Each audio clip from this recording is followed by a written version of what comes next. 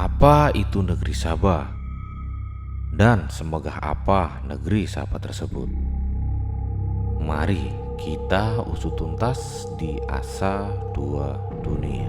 Negeri Sabah, yaitu tempat bertatahnya Ratu Balkis. Di manakah letak negeri Sabah itu? Negeri Sabah itu berada di Indonesia, ya di Wonosobo itu. Candi Ratu Bogo atau Istana Ratu Bogo itu kan memang kerajaannya Ratu Balkis yang dipindahkan oleh murid Nabi Sulaiman. Istana Ratu Bogo yang sudah dipindahkan itu memang berada di sebelah selatan dari Yogyakarta.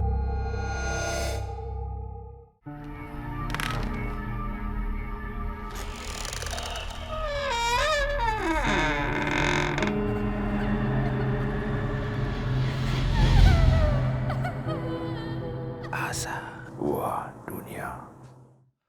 Apa itu negeri Sabah? Dan semegah apa negeri Sabah tersebut? Mari kita usut tuntas di Asa Dua Dunia. Negeri Sabah adalah sebuah kerajaan di abad klasik yang berdiri sejak tahun 1300 sebelum Masehi. Terletak di wilayah Yaman, kemasyhuran negeri Sabah pernah viral dan menjadi buah bibir di Indonesia. Nama Sabah yang artinya tempat berkumpul, termasuk salah satu penguasanya yakni Ratu Balkis, kembali terkuak dalam memori banyak orang. Kemakmuran negeri Sabah dilukiskan dalam kalimat Baldatun Thayyibah Warobum Ghafur, yakni negeri yang baik, nyaman, aman, dan makmur, dan Tuhan yang Maha Pengampun. Muhammad Huroi Shihab dalam tafsir Al-Misbah menulis bahwa negeri Sabah berlokasi tidak jauh dari kota Sana, ibu kota Yaman saat ini. Negeri Sabah atau negara Ma'rib dikelilingi dua kumpulan kebun di sisi kanan dan sisi kiri. Kerajaan ini berdiri sejak abad 8 sebelum Masehi. Mereka memiliki Ma'rib, yakni bendungan raksasa yang menjadi sumber pengairan. Saking makmurnya negeri Sabah, menurut sebagian riwayat, seandainya seorang pejalan kaki menaruh keranjang di kepalanya, niscaya sambil berjalan keranjang itu akan penuh dengan bermacam-macam buah yang jatuh ke dalamnya. Cerita tentang kejayaan dan petaka yang menimpa negeri kaum Sabah saat ini dipertanyakan keberadaannya. Apakah negeri itu masih ada hingga sekarang? Mari kita bahas dalam sisi Asa Dua Dunia.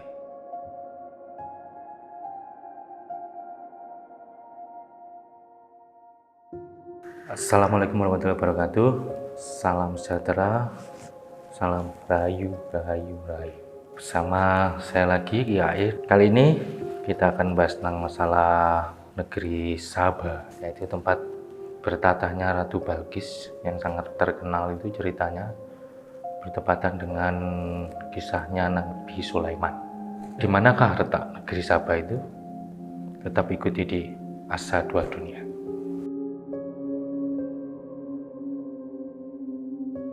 Ya, setelah tadi kita dengarkan, kita lihat penjelasan secara literatur yang sudah dijelaskan oleh tim Asa Dua Dunia. Kali ini kita akan bahas dari sudut pandang yang sedikit berbeda, yaitu sudut pandang dari Asa Dua Dunia. Jadi dari sisi Asa Dua Dunia, sebenarnya negeri Sabah itu memang benar berada di daerah Wonosobo. Wono yang berarti hutan, Sobo itu memang negeri Sabah itu sendiri, tepatnya berada di antara Gunung Merapi dan Merbabu sebenarnya negeri Sabah.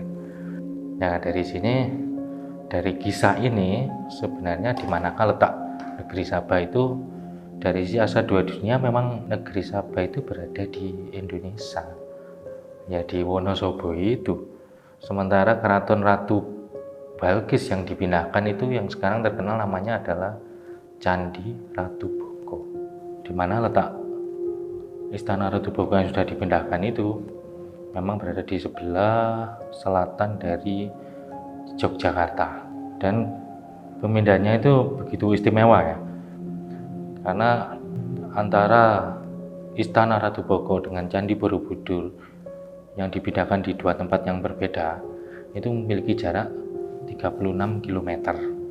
Negeri Sabah itu banyak dikisahkan dalam terjemah Al-Quran maupun dalam hadis-hadis itu memang negeri yang diapit oleh dua buah hutan yang sangat istimewa, yaitu tepat kalau di Jawa ini hutan istimewa itu mana? Yaitu ada dua, yaitu di Ujung Kulon dan Alas Purwo. Kalau mau kita tarik tengah-tengahnya memang pas itu di negeri Sabah, tempat berkuasanya Ratu Balkis.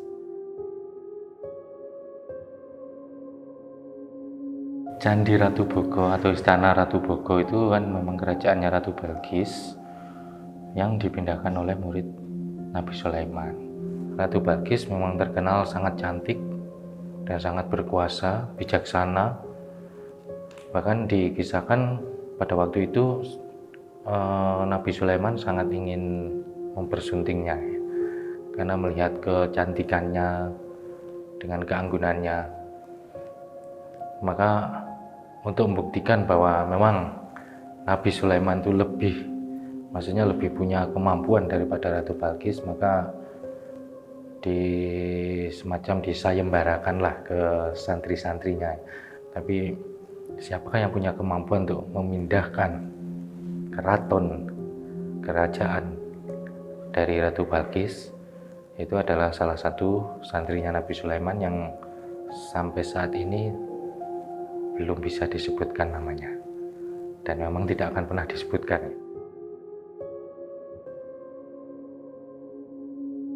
Keistimewaan Ratu Balkis yang membuat Nabi Sulaiman itu terpikat itu memang selain dari kecantikannya, kebijaksanaannya juga karena sangat dicintai rakyatnya. Bahkan dalam literatur sudah disebutkan bahwa kaumnya Ratu Balkis itu menyembah matahari. Itu ditulis dalam lempeng emas. Kisah itu makanya sama Nabi Sulaiman kenapa Ratu Balkis memang didekati dan dibuat terpikat, karena untuk menarik kaumnya untuk menyembah kepada Allah Subhanahu wa Ta'ala. Jadi selain tujuannya Nabi Sulaiman itu untuk tertarik kepada Ratu Balkis karena kecantikannya, tapi yang lebih utama adalah karena syiar agama ya. Jadi untuk mengubah keyakinan para rakyatnya Ratu Balkis untuk menyembah kepada Tuhan Yang Maha Esa. Setelah Nabi Sulaiman bisa membuktikan semua itu, akhirnya Ratu Balkis tunduklah kepada Nabi Sulaiman. Nah, dari situ timbul ketertarikan Nabi Sulaiman untuk membuat Ratu Balkis sebagai salah seorang permaisurinya. Tapi seperti kita ketahui, dari sisi asa dua dunia sebenarnya Ratu Balkis itu memang kerajaan utamanya tidak berada di negeri Sabah itu. Di manakah letak kerajaannya sebenarnya Ratu Balkis? Sebenarnya kalau kita orang Nusantara ini, orang Jawa ini terutama, itu pasti paham lah. Kita kan mengenal apa yang namanya ada kerajaannya Ratu Kidul ya. Sebenarnya di sanalah letak kerajaan utama dari Ratu Balkis. Jadi Ratu Balkis itu memang masih sama dengan Ratu Kidul. Nah, pada saat semua rakyatnya sudah memahami untuk menyembah Tuhan Yang Maha Esa, akhirnya Ratu Balkis baliklah dia ke kerajaan utamanya di Laut Selatan. Nah, dari sini kita tahu bahwa kesedihan dan kekecewaan Nabi Sulaiman sangat mendalam karena kehilangan Ratu Balkis. Jadi tempat berpisahnya Nabi Sulaiman dengan Ratu Balkis itu memang berada di pantai Parangkusumo dan juga di pantai Barengkukuk. Di di dua tempat itulah Nabi Sulaiman selalu menyempatkan diri untuk menyapa Ratu Balkis dari tepi pantai. Di pantai itu memang ada keistimewaan juga. Seperti kita tahu, Pantai Parangkusumo itu selain mempunyai sejarah tempat berpisahnya Nabi Sulaiman dengan Ratu Balkis, juga itu awal tempat bertemunya pendiri kerajaan Mataram dengan Ratu Kidul. Jadi di Pantai Parangkusumo itu ada satu batu yang memang tempat bertemunya antara Panembahan Senopati dengan Ratu Kidul, di mana Panembahan Senopati itu memang pendiri dari kerajaan Mataram. Dari situlah, dari pertemuan Ratu Kidul itu akhirnya dikembangkanlah, berdirilah kerajaan Mataram Islam.